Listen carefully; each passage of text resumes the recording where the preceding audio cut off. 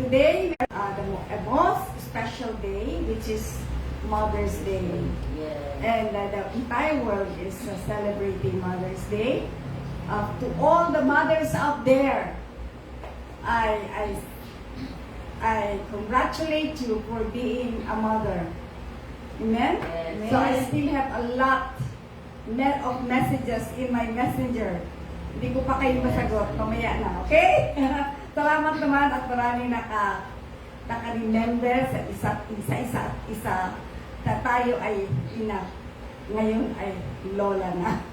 Amen. Amen. So I'm so happy for today, and my message for today is about when God fights your battles. Amen. So let's Amen. pray.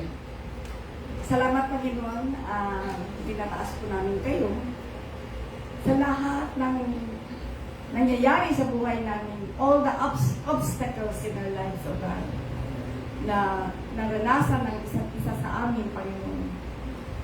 But we are proud to say that we have overcome all the battles in life. We are proud to say because of God, we are overcomer. Papasalamat kami ngayon, Panginoon, na itong mensahe ngayon ay magdudulot ng kaalaman sa mga tao, Panginoon, na itong battles, itong mga nangyayari sa buhay natin, ang mga struggles sa buhay natin, kung ibibigay natin sa Diyos, siya ang gagawa sa lahat. So we just praise you, Father, Lord God, that we move on you all the time in the name of Jesus. Amen. Ang scripture natin is in Joshua 6 about Jericho. Jericho, that is a city that was is the first city that was that Joshua was able to conquer after he has reached the promised land. Amen? Amen. So itong city na to, ano ba itong city na to? Bakit tinatawag pag mga battles natin, mga problema natin, ang tawag niyan Jericho? Intindihin nyo ha, pag mga problema natin, tawag niyan Jericho, lalong-lalo na pag yung mabigat na problema, hindi na natin kayang hindi na natin kayang isosolve. Amen? Amen. Just like a friend of mine who called up yesterday, and she was so serious telling me, please pray for me. Sinabi niya lahat, kung ano yung sakit niya. And now she is fighting a battle of cancer. Cancer. Ano ba yan? Utal-utal ang magsalita. Cancer ang sakit niya, but then when I heard that, she's a close friend of mine. But yun na nga, sinabi ni Lord, do not believe in the lies of the enemy. Kasi, gawain niya ng kalaban. Amen? Amen. Gawain ng kalaban to destroy us, to keep us worried, no? Takot. Yan ang takot natin pag may mga sakit na, flu pa lang yan, may sakit na, hindi na halos makatindig kasi flu pa lang yan, ha? What is powerful in this message ngayon? Hindi lang ito is historical account, but it is a profound spiritual lesson. Spiritual lesson, pag tinignan mo lang yan, baliwala lang yan, magkakagulo.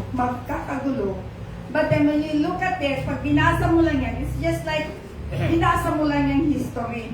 Pero hindi yan sa histories.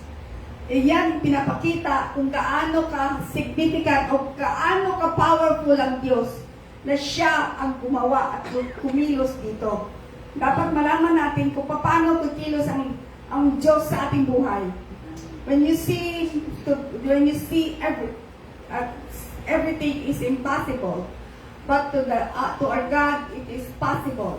Amen? Amen. Na walang imposible sa Diyos. Excuse me, sorry. Dito sa Joshua, hirap ako magbasa. Bago kasi ito ang tipara ko. Hirap ako magbasa. Okay. Joshua 1 and 2, sabi dito, now Jericho was securely shut up because of the children of Israel. None went out and none came in. And the Lord said to Joshua, ito yung sinabi ng Diyos, binigyan ng instruction si Joshua, pakinggan ninyo. See, I I have given Jericho into your hand, its king, and the mighty men of valor. Binigay niya ang Jericho para sa kanya, ang king at saka yung mighty man of valor. Okay? You shall march. Ito yung instruction, pakinggan niyo. Alam mo, we have done this before. I invited several churches, like I think 5 churches. I invited them to have a Jericho ride lang yun sa amin, hindi march. Jericho ride in a particular prayer request namin. So, ang saya namin. We started at 4 o'clock in the morning and went around Davao City for 6 days. And on the 7th day, yun na, nag-blow kami ng shofar. Ito yung instruction ni Jesus. This is an instruction na nakinig si Joshua. Kasi tayo, narinig na natin ang salita ng Diyos, may instruction sa atin, and yet hindi natin binibigyan ng halaga. And then eventually, in the middle of the thing, malaman mo na, ay, nagkamali ako, hindi ko pala sinunod ang Diyos. Amen? Sabi dito, ang instruction niya ganito, you shall march around the city, all you men of war, you shall go all around the city once. This you shall do 6 days.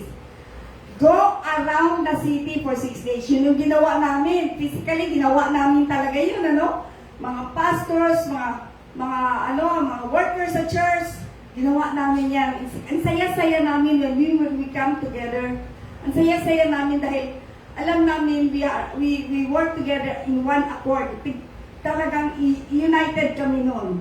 And 7 priests, kasama ang 7 priests, o pwedeng pastors yan, shall bear 7 na trumpets of rams. Yung 7 priests, magdadala ng trumpeta na made of ram. Yung horn yan siya, trumpeta, okay? Dadala yan sila, yung priest na yan. And sabi dito, horns before the ark, but the 7th day you shall march around the city 7 times. Ika-7 times, magmamarch ka sa city 7 times. 7th day yan ha, take note. Then, sabi dito, it shall come to pass, when they make a long blast with the ram's horn, and when you hear the sound of the trumpet, that all the people shall shout with a great shout, then the wall of the city will fall down. Dahil kasi i-conquer nila yung city, yung Jericho na yan the first city na conquer after they have reached the promised land, no? Kasi significant talaga itong Old Testament We have to study the Old Testament para maintindihan natin yung New Testament. Tapos sabi dito, then Joshua the son of Nun called the priests and said to them, take up the ark of the covenant. Pinadala talaga yung araw. Walang pwedeng maghawak niyan unless you are righteous talaga. And let 7 priests bear 7 trumpet of rams horns before the ark of nadala yung ark of the covenant at kasama nila yung trumpeta. Importante pala yung trumpeta. Meron talaga siyang meaning. And he said to the people, proceed and march around the city and let him who is armed advance before the ark of the Lord. So lahat na sila, no? Lahat sila talagang gumagawa na sila ng gawain. And then, so it was when Joshua had spoken to the people that the 7 priests bearing the 7 trumpets of rams horns before the Lord and advanced and blew the trumpets, and the ark of the covenant of the Lord followed them. So, pina-advance na yung pito, no? Ay yung mga priests. The armed men went before the priests who blew the trumpets, and rear guard came after the ark while the priests continued blowing the trumpets. Okay? Now Joshua had commanded the people, saying, you shall not shout, walang magsalita, walang sisigaw, or make any noise with your voice.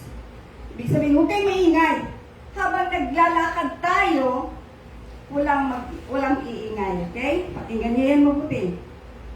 After the ark, while the priest continued blowing the trumpet. Sabi niya, walang maingay. And then sabi niya dito, kahit na kaunting salita lang, wala dapat sa magsasalita. So here the ark of the Lord circle in the city, going around it once then they came into the camp and judge the camp. Okay? Malamig. Okay, amen. So, ibig sabihin dito, yung battle na yan, kasi yung city na yan, i-destroy nila yan eh. So, they are going to a battle. A battle na hindi nagdadala ng mga armas. No? Kasi iba ito eh. Normally, pag mag-counter ka sa isang city, kailangan magdala ka ng armas. Amen? Ito yung strategy ni God. Para i-display niya yung power niya. Kasi normally, gumagawa tayo ng isang bagay kasi power natin yun. Awayin natin, i-conquer natin yung mga kalaban natin. Lahat ng problema natin, tayo lang ang nakakalutas niyan. Amen? Which is human impossibility. Kasi nandito na instruction, ano? Walang magsasalita. Only the priest, mag-blow ng trumpet. Sa 6 days na yan, tahimik lahat. Pag ikaw ba ay pupunta sa battle, tahimik ka ba? Kung may gulo ba, tatahimik ka? Amen? Ang dami niyan talagang lalaban. Katulad yung napapanood ko ng teleserye, ang tapang niya. Hindi talaga siya nagbibigay ng chance sa kalaban. Talagang sinusugod niya. Yan yung mga palengkera, no? Tapos dito pinapakita ni Lord ang kanyang power. Dinidemonstrate niya ang power niya, ang significance ng Jericho. Ang Jericho ay yung battle sa Jericho is not that big. Amen? Kasi kung talagang human effort lang yan, katulad ng nangyayari ngayon sa Israel, nagkakagera doon. Pag si Lord ang mag-intervene, hindi matutuloy yung gera na yan. Amen? But if God wishes it to happen, it will really happen. Why? Because God wants to display His glory to us. Amen? Gusto ng Diyos na i-display niya ang kanyang mahimaya ang Diyos, makita ang himaya niya. Na mabigyan mo ng importansya ang Diyos. Kaya siya talaga ang nagpa-fight ng battle natin. Ngayon, isipin niyo ano yung imposible nga situation niyo. Isipin niyo ngayon, bigyan ko kayo ng time. Just think, what is your impossible situation na hindi niyo malutas ngayon? Okay. Meron na, di ba? Itong strategy nito, yung sabi ng marching silence and trumpet blast, is hindi yan conventional warfare. Usually, pag gumagawa tayo ng warfare, ibig sabihin yung warfare, yung usually magsigawan tayo. In the name of Jesus, I bind every work of the enemy. In the name of Jesus, maingay! Maingay ang mga anak ng Diyos. Sometimes, hindi nakikinig sa Diyos dahil hindi pala dapat sumigaw. Amen. Even in churches, kung sabi ng Lord, tumahimik kayo, huwag kayong maingay. Maingay pa rin. Dahil ang nangyayari doon na kagawian na ng simbahan. Amen. Okay. And it says that iba-iba ang tactics kasi, iba ang tactics ng Diyos eh. Sa Isaiah 58 verse 8 to 9, sabi doon, for my thoughts are higher than your thoughts, nor your ways my ways, says the Lord. Ang pag-iisip ko ay mas mataas sa pag-iisip ninyo. Amen? Sabi niya dito, nor are your ways my ways. Nain na yung pagkikilos niya, minyo ay hindi katulad ko, sabi niya. And sabi dito for as the heavens, sabi dito ni Lord, For as the heavens, ang langit daw, ay mataas kesa dito sa earth na to, sa mundong ito. Sabi niya, mas mataas ang langit. Sabi niya, so are my ways. So, yung aking mga kilos are higher than your ways. And my thoughts are higher than your thoughts. Amen? Hindi natin, we cannot outthrow our God. Bakit hindi natin binibigyan ng halaga?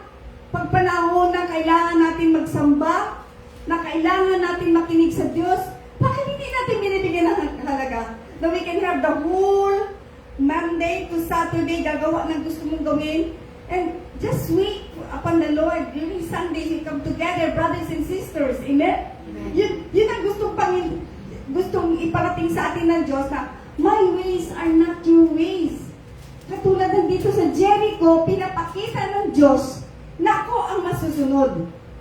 Amen. Which you can see in the later part of it, na makita mo kung ano ang ginawa ng Diyos sa kanila. Ang Diyos ay is fighting for our battles. Kung ano man yung battles natin, the walls didn't fall, yung walls sa Jericho, kasi mataas yan eh, wall yan talaga. Hindi ka makapasok yan. Yung walls na yan, mataas masyado. Kasi yung mga military strategy sa Israel, but because of sa mga military, pinataasan talaga nila yan. Yung Jericho na yun ay tumumba, hindi because sa gawa ng mga tao, hindi dahil kay Joshua, hindi dahil sa kagalingan niya, but because of his obedience. Amen? Amen. Amen. Let's us wake up and listen to the word, kasi importante talaga yan. Sabi dito, this reassure the audience, no, na tayo, it will reassure us all to be obedient to God. Ano bang obedient? Ang dami natin sinasabi natin, obey, maniwala. No, di ba? He fights for the battles, and He fights our battles. Lahat ng mga problema natin, katulad ng friend ko na may cancer, sabi ko, just trust in God. Sabi nga may scripture, sinabi sa scripture na, I will not die, but live, and proclaim the promises and the word of God. Kasi kung may mga sakit na nga, takot na tayo, syempre, punta tayo sa doctor, marami tayong nafe-feel, katulad ko, 75 years old, ang dami na nga nafe-feel. But when I pray, I entrust this Lord to you. Kasi wala akong magawa eh. Inom ka lang ng gamot. Hanggang gamot ka lang. But when you are sure when you're sure that the Lord has healed you, nakita mo na He fought the battle for you. Amen? Amen. Hindi lahat ng tao na may mga cancer, dahil may pera sila, pwede sila pumunta sa doktor. Bibili nila lahat ng gamot nila, and then rely on the doctor that they will be healed. Like a friend of mine, kasama ko sa prayer group namin, she prayed to God. Nakita pa namin siya sa Hong Kong, she was very thin. And hindi ko pa nakita, nakakalbo na pala siya. And yet, she believed. And yet, she trusted God. And yet, she obeyed God. Amen? Amen. And she declared the word of God. Sabi niya, gusto ko, ang system ko, ang organ ko, magiging 32 years old. Amen. Pinagaling siya ng Panginoon.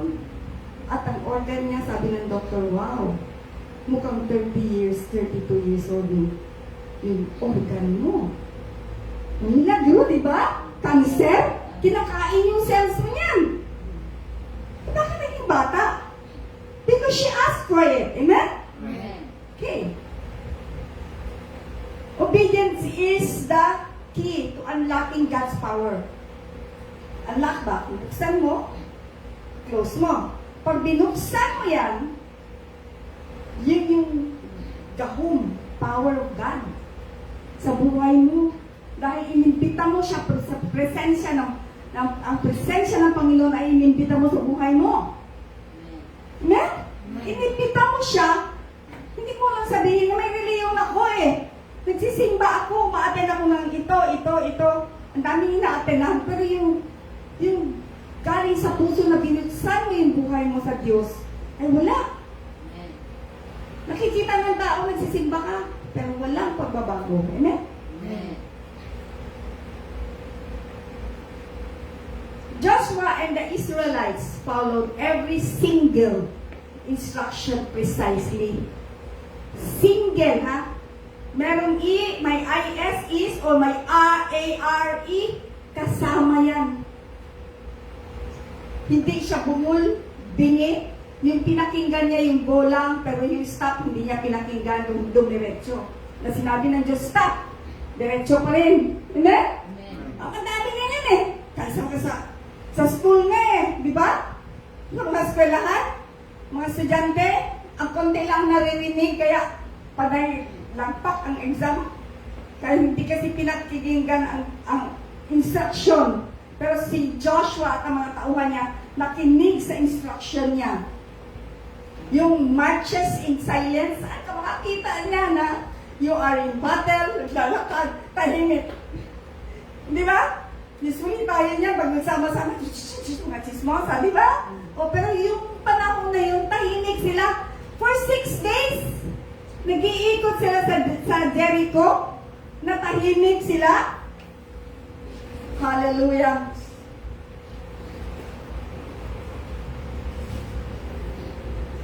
Ang importante, complete obedience.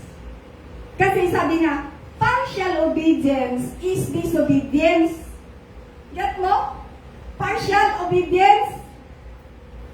Kalahati lang sa instruction na sinunod mo, yung kalahati hindi mo na sinunod is still disobedience. Pag hindi ka nagsunod. No? Amen? Tayo ay tinitest ng Panginoon at hindi niya i-deliver yung breakthrough mo. Yung makikita mo na yung blessing sa buhay mo. Bakit ito hanggang ngayon? Nagsasuffer pa rin ako. Bakit hindi ko nakikita ang breakthrough ko? Ganun. Hindi straight. Katulad ng kaibigan ko, pumunta dito, hindi na halos makalakad. And she's been faithful to God. Ever since na born again siya, hirap ang buhay. Hindi pa niya natanggap ang breakthrough niya. Bakit? Hindi natin alam. Kaulangan nakaalam. Kung nakaabot ka na ba sa breakthrough mo? Hebrews 11:1 says that, now, faith is the substance of things hoped for, the evidence of things not seen. Ibig sabihin ng paniniwala, kahit hindi mo nakikita, pinaniniwalaan mo, no? Hindi mo at nagkaroon ka ng pag-asa. Yung may mga cancer dyan, may pag-asa ka pa. Huwag kayong matakot sa sakit nyo because God will answer for that. If only you obey. Hindi lang partial obedience, ha? Amen? Amen. Ang paniniwala sa Diyos, yung obedience, hindi yan blind, hindi yan bulag. Ang paniniwala mo, it because of, ang pag-obey mo, it is because of sa paniniwala mo. Amen? Yung paniniwala mo, sumusunod ka, naniniwala ka, nag-obey ka, sumusunod ka dahil sa iyong paniniwala sa Diyos. Kaya, ang paniniwala sa Diyos sometimes magtatrabaho sa iyo, pero sometimes sabihin na, sa Diyos kaya ito? Parang ka-strange naman. Diba? Minsan ka-strange eh. Hindi mo maintindihan eh. Okay? So, faith and action. Totoong paniniwala is not passive belief. Hindi lang yung, ngayon ba, ibang simba ka lang. Day-to-day mo lang. Hindi yung passive lang. Kailangan positive yung belief mo. Active ka. Nagtitiwala. That moves us today. that moves us to obey and that moves us to obey. Kasi pag hindi talaga, wala talaga ang Diyos sa puso natin, ang hirap natin sumunod. Mabigat. Mabigat masyado sumunod. Amen ba? Amen. Hallelujah. Kaya kailangan nakikita sa action natin ang ating paniniwala sa Diyos. Ang mga tao, pag naandyan talaga sa puso nila ang Diyos, praise the Lord! Hallelujah! Ayan ang lumalabas sa bibig nila hindi yung P-E-S-T-E. Yung umaga pa, ganyan na ng bunganga, ganyan na. You are inviting the devil in your life. That's precisely walang breakthrough sa buhay mo. Hindi mo nakikita yung blessing na mag-overflow sa buhay mo when you obey. Mahirap ang buhay ng isang tao pag ganun lang at hindi talaga totoo ang paniniwala niya sa Diyos. Amen? Amen. Katulad nito kay Jericho, dito kay Joshua, lahat ng tao nag-unite, sumunod sila na sa dapat gawain. Amen? Amen. Ikot ng 6 days na hindi nagsasalita. Yung ginawa namin sa aming Jericho, it just a significance na Jericho yung aming model. 7 days natin, pagkadating namin sa 7 days celebration na yun. Because our prayers were answered. Hindi ko na ma-remember ano yung prayer namin. May particular prayer kami doon. Kailangan united tayo, amen? Kaya na sa church, we should be united. Hindi tayo iba-iba ang paniniwala. Ang paniniwala natin ay sa Diyos, ang paniniwala natin ay ang isa't isa sa atin ay panalangin na natin, ang isa't isa sa atin ay pinagdadasal natin, ang isa't isa sa atin ay concern tayo sa isa't isa, at meron tayong isang motibo, collective plan. What is our collective plan? To bring people to Christ. Amen? That is our collective plan. Ganun naman ng lahat ng churches, di ba? Okay. Yung shout to faith, pagdating sa 6 days, sabi ni Joshua, walang magsigaw. Walang sisigaw. Pagdating sa 7th day, pag-blow ng trumpet, that's the time we shout. Everybody shout. Mag-6, ikot ka pa rin ng 7th day, iikot ka pa rin. And after that, pag-blow the trumpet, sigaw sila. Pag sigaw nila all together, because there was unity in the group, yung building, tumba. Ne? Yung gera na walang gumagalaw.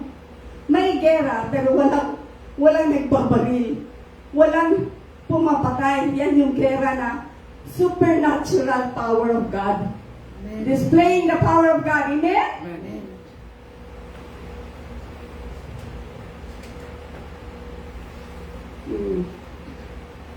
Sabi nga, the final shout was not a means to make the walls fall. Hindi yun. But a declaration of faith. Ang paniniwala nila, hindi yung pagsisigaw nila. Amen? In a victory already secured by God. Kasi victory na yun Yung paniniwala nila, yun ang nagpa-fall sa Kasi kung iba-iba silang paniniwala, hindi yun mahuhulog. Hindi tutumba yung wall. Amen?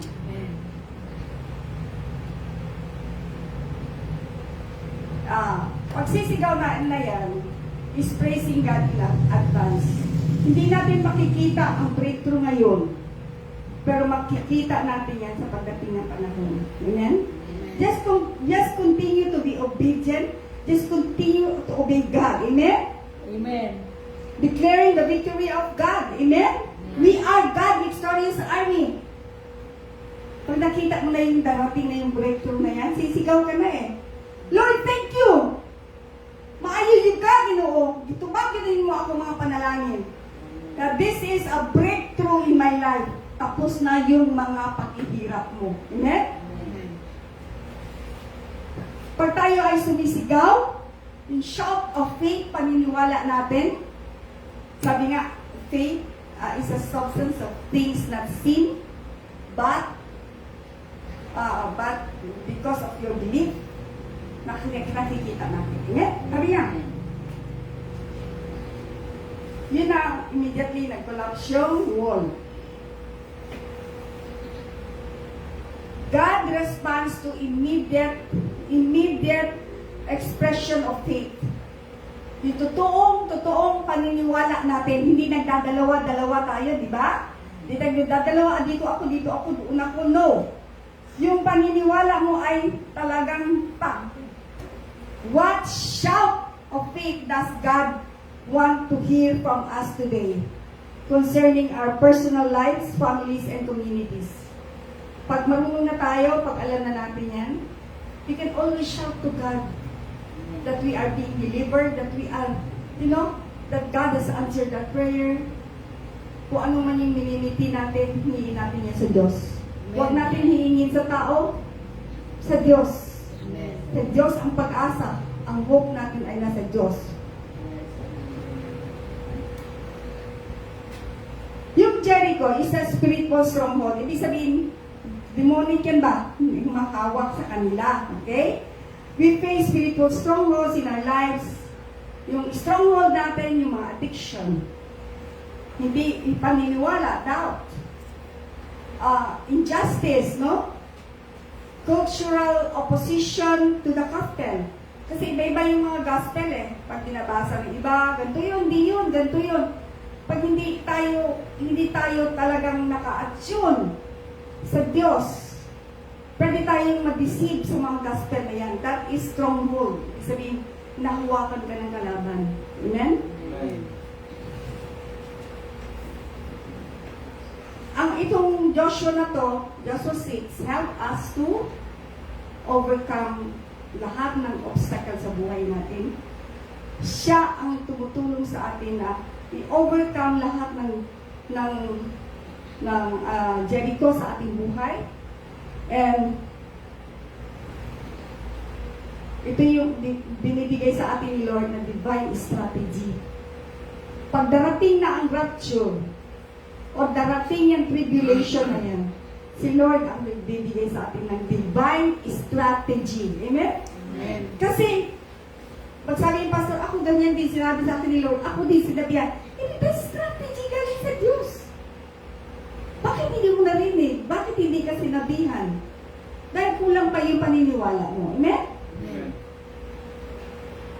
Yung 7 days of marching that shows their perseverance, kung gaano sila katibay, kung gaano nila pinanigdigan ang salita ng Diyos. Ibig sabihin, pinanghawakan nila ang salita ng Diyos at naniniwala sila. Yung 6 days na paglalakad nila pag 6 days paglalakad nila around the Jericho, and on the 7th day, doon na nakita yung victory. Amen? Ang Diyos, ang timing niya ay perfect. God's timing is perfect. Kailangan magiging patient tayo, persistent. Kagaya kung humihingi ka sa nanay mo ng pera, pahingi ng pera. Pag sinabing wala yung kwarta, lagi! Hindi pa rin magbigay mo, please, humaawa ka na, bigyan ka na. No, kaya maniwala ka. Bago ka bibigyan, dapat marunong ka sumunod sa nanay mo. Sumunod sa tatay mo. Amen? Amen. Okay. Dito, God saved, sabi, instruction ni Jesus, God, to save Rahab. Rahab's household was spared. The rest of Jericho faced God's judgment for their wickedness. Kasi itong Rahab na to, yung pamilya niyan, ay mga masasama yan sila eh. Pero gisperian ng Diyos kasi sumunod, marunong makinig, gisper ni Lord. Amen? Amen. So, pinaalis sila, buong pamilya kasama, pinsan, anak, because of one person ang nakinig. Sana dito rin sa atin, kahit ang pamilya natin hindi nakinig, but because one person listened, the entire family will be saved. Amen? And there's a promise. Ano ito yan? Basahin nyo sa Joshua. Hallelujah. God delights us in doing the possible, the impossible. Amen? He delights in doing the impossible. Kaya nga, ang nangyayari sa buhay ng mga Kristyano, may kung napaka-imposible, nakakaawa. But at the end of the road, we are winners. Amen? Amen. Hallelujah. Kaya nga, nagiging ito, last na to. Kaya nagiging curse ang Jericho City. Dahil sa gawain nila, mga prostitutes, masasama. Kaya yun ang pinatanggal talaga ng Diyos. Amen? Pero yung masama talaga dun ay na-spare ng Panginoon. Sabi dito sa 25, and Joshua spared Rahab, the harlot, her father's household, and all that she had. So she dwells in Israel to this day because she did the messengers whom Joshua sent to spy out there. Amen? Isang tao, sumunod. Pero masasama ang buong pamilya. Okay? And the last, sabi sa 26, then Joshua charged them at that time, saying, cursed be the man before the Lord. Cursed. Tunglo daw ang tao before sa Diyos, sabi dito, who rises up and builds the city Jericho. Ang sino nag-build ng city of Jericho is cursed. Tunglo ha? Okay. He shall lay its foundation with his firstborn, and with his youngest he shall set up its gates. Ibig sabihin, masasama sila sa tunglo. But look at the case of Rahab. They were saved. Because it's never too late to obey. It's never too late to listen. Amen? Amen. Hallelujah. Okay, last. Romans 8:18. I consider that present suffering are not worth comparing. Ano yung nangyayari sa atin ngayon? Ang pagsulay sa itong kinabuhi karon, wala, dili na sa pwede i-compare sa pagdating. Sabi na, worth comparing with the glory that will be revealed in us. The glory, ang himaya na ipadayag sa tuwa sa Ginoo. Amen? Romans 8:18. Listen to that. And that is so good that we are so excited every time we read the Word of God.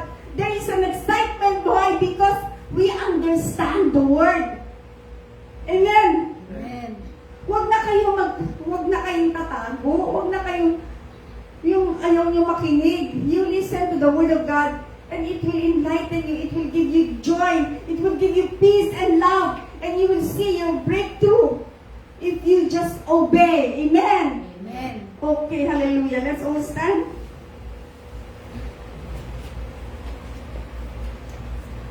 May the face of the Lord shine upon you and be gracious unto you. The service has ended. Go in peace. Amen. Amen.